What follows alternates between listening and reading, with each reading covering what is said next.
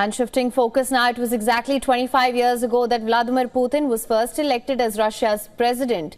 A rise to power that was quick and unexpected. And just months after entering politics, he outperformed established leaders who had spent years building their reputations. Today, as he finishes 25 years in power, let's reflect on why Putin gained such strong support from the Russian people and how he revived Russia following the Soviet Union's collapse.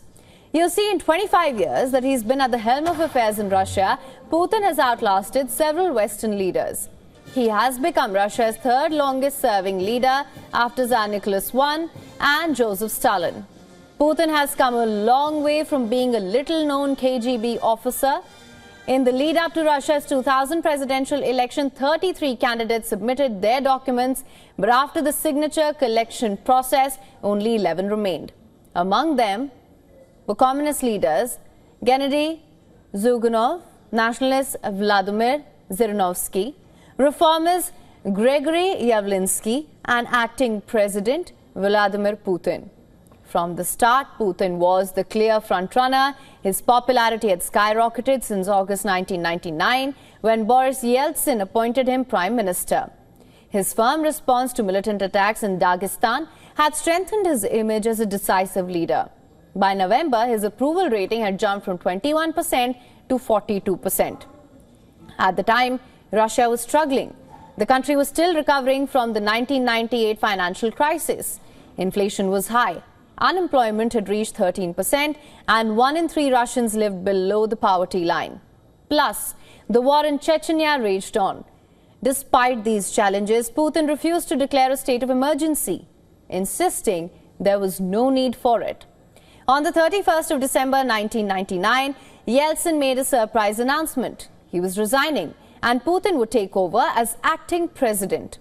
Within hours, Putin called an emergency cabinet meeting, reassuring the nation that there would be no power vacuum. By early morning, he was in Chechnya meeting soldiers, awarding medals and seeking advice. Unlike the other candidates, Putin avoided grand election promises and TV debates. He had said, and I'm quoting here, "Modern election tactics are shameless," and said that I won't make promises I can't keep. And he let his actions speak for him instead. On election night, the results were uncertain at first. A second round seemed possible, but by 2:49 a.m., with over half the votes counted, it was clear. Putin had won in the first round with 52.9% of the vote.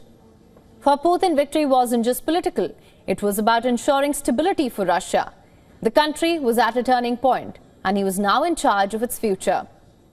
During his early years, Putin strengthened state control by cracking down on oligarchs who had gained power under Yeltsin. Independent media outlets were taken over or shut down. Then, in 2004, he won the re-election, but this time, opposition voices were already being silenced. As his second term neared its end, the Russian constitution barred him from running for a third consecutive term. But instead of stepping aside, Putin orchestrated a political maneuver that would allow him to retain control. On the 7th of May, 2008, Dmitry Medvedev, Putin's hand-picked successor, was elected president. The very next day, Medvedev appointed Putin as prime minister, ensuring that real power remained with him. Over the next 25 years, Putin has been accused of systematically dismantling Russia's political institutions, erasing opposition, and consolidating absolute control. Here's how he has maintained his power. Putin eliminated independent power centers. How? By taking control of Russia's regions. Governors were no longer elected. They were appointed by the Kremlin. That ensured complete loyalty to him. He crushed dissent. Every major challenge to his rule was met with repression. Just take a look at the events in Russia when his rule was questioned in 2011. Mass protests over election fraud took place in Moscow's Bolotnaya Square. In 2018, there was backlash against pension reforms, and who could forget the nationwide protest over late Kremlin critic Alexei Navalny's arrest. And in 2022, when Russian troops entered Ukraine, protests broke out in Moscow and St. Petersburg. At each turn, Putin responded with arrests, censorship, and violence. Critics were allegedly eliminated before they could become real threats. And how has he managed to do that? Through his shadow cabinet. Putin has surrounded himself with a tight circle of loyalists and business allies who've allegedly benefited from state contracts.